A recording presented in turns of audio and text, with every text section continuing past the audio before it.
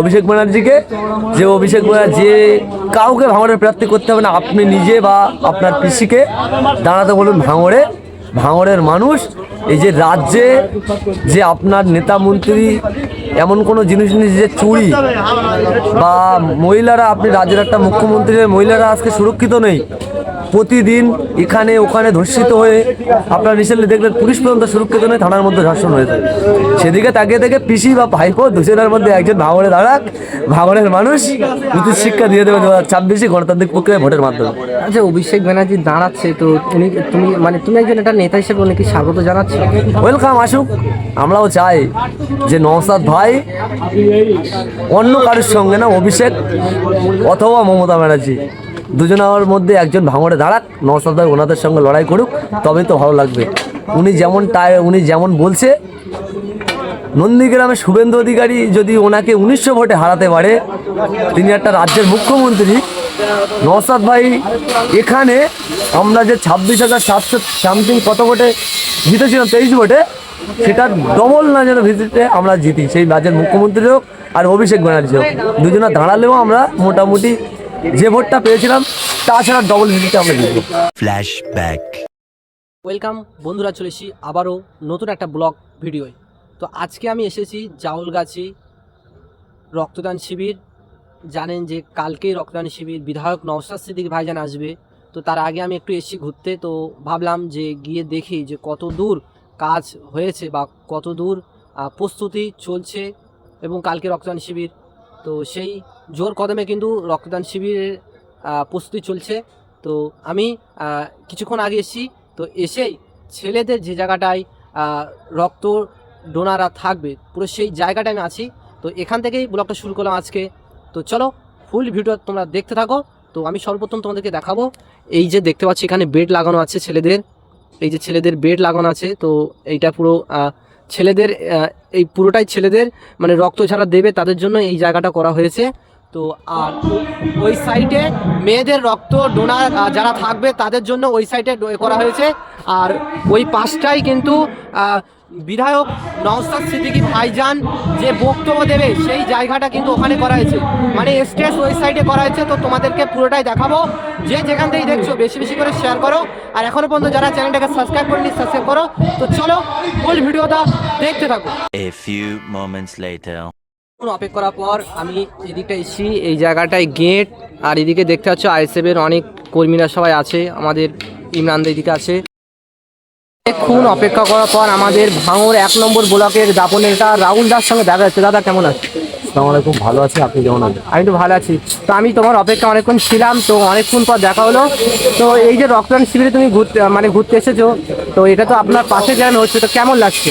দেখুন, পাশের গ্রাম নয়, সবই আমাদের একই, কিন্তু আমাদের সিস্টেম যেটা, যে আমাদের রাজনৈতিক কোনো প্রোগ্রাম, রাজনৈতিক বাইরে যদি কোনো সামাজিক কাজ দলীয় মারফত যদি হয়ে থাকে, আমাদের অল নেতৃত্ব সব জায়গায় যাওয়া আসা হয়। এসে খুবই ভালো লাগছে, এবং যে এরা পরিকল্পনা নিয়েছে জাউলগাছি অঞ্চল, সেই পরিকল্পনা যেন কালকে সাকসেস হয়, সেই জন্য এখানে আসা।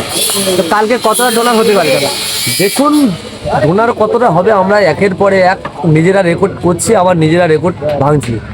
আগামী দিন আমরা চাই যে এর আগে যে পলিহাট টু যে অঞ্চল 2050টি রক্তদান শিবিরের ডোনার পেয়েছে, এবং আমরা ভাঙড় 1 নম্বর ব্লকের আপাতত আমাদের অঞ্চল 1050-এ আছি। আমরা চাই 2 নম্বর আছে, 2 নম্বরে থাক, কিন্তু 1 নম্বরে যে আমরা 1050 আছি, সেটা যেন কালকে এই জাউলগাছি অঞ্চল যে আমরা আশাবাদী যে 1051 করবে।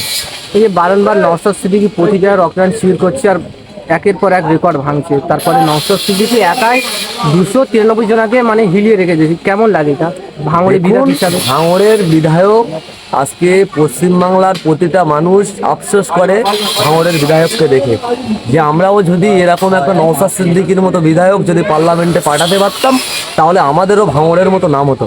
সেদিকে তাকিয়ে থেকে আমরা খুব মানে নিজেদের আনন্দ হয় যে এমন একটা দলের মধ্যে আছি, এত ভালোবাসা পাই আমাদের দলের বিধায়ক বা দলের চেয়ারম্যান মানুষের কাছে এত প্রিয় হয়ে উঠছে। আমাদের স্বাভাবিক তো ভালো লাগার কথাই, ভাঙড়বাসী তথা পশ্চিমবাংলাবাসী ওনাকে ভালোবাসে, আমরা সেই দলটাই করি, আমাদের অবশ্যই ভালো লাগার কথা, ভালো লাগছে। কালকে দেখছিলাম যে অভিষেক ব্যানার্জি বলছে যে বুথে বুথে যাবে কিন্তু ভাঙড় ছাড়বে না। তো তুমি একজন আইএসএফের নেতা, সেই হিসাবে তোমার কেমন লাগছে? ভাঙড়ের বুথে বুথে নয়, ভাঙড়ের ডোর টু ডোর দেওয়া যাক, মানে প্রতিটা বাড়ি দুয়ারে অভিষেক ব্যানার্জি। দুয়ারে ওরা ডোর টু ডোর অভিষেক ব্যানার্জি করুক, ভাঙড়ের মানুষের বাড়ি টু বাড়ি অভিষেক ব্যানার্জি করুক। তারপরে ডবল লিটে ভাঙড়ের মানুষ গণতান্ত্রিক প্রক্রিয়ায় নওশাদ সিদ্দিকী ভাইজানকে দ্বিতীয়বারের জন্য বিধানসভায় পাঠাবে।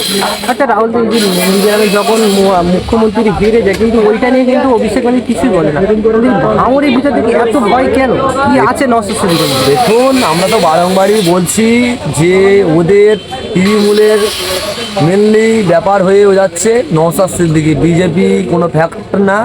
কারণ আপনারা দেখেছেন যে কালকে যে বারাইপুরে যে প্রোগ্রামটা করেছে, সেই বারাইপুরের প্রোগ্রাম থেকে ডাইরেক্ট নিশানা নওশাদ সিদ্দিকীকে 214 তৃণমূলের আছে, 215 লাগবে, সেটা দক্ষিণ 24 পরগনায় ভাঙড়, ব্যালেন্স 77 না। সে থেকে বুঝে নিতে হবে বিজেপির সঙ্গে পুরোপুরি তৃণমূলের আঘাত আছে। যদি তৃণমূল বিজেপির বিরুদ্ধে যদি লড়াই করে থাকে, সেটা হলো এই আইএসএফ।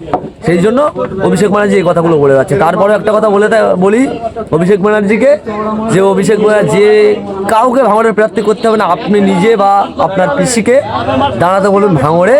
ভাঙড়ের মানুষ এই যে রাজ্যে যে আপনার নেতা মন্ত্রী এমন কোনো জিনিস যে চুরি বা মহিলারা, আপনি রাজ্যের একটা মুখ্যমন্ত্রীর মহিলারা আজকে সুরক্ষিত নেই, প্রতিদিন এখানে ওখানে ধর্ষিত হয়ে আপনার রিসেন্টলি দেখলেন পুলিশ পর্যন্ত সুরক্ষিত নেই, থানার মধ্যে ধর্ষণ হয়েছে।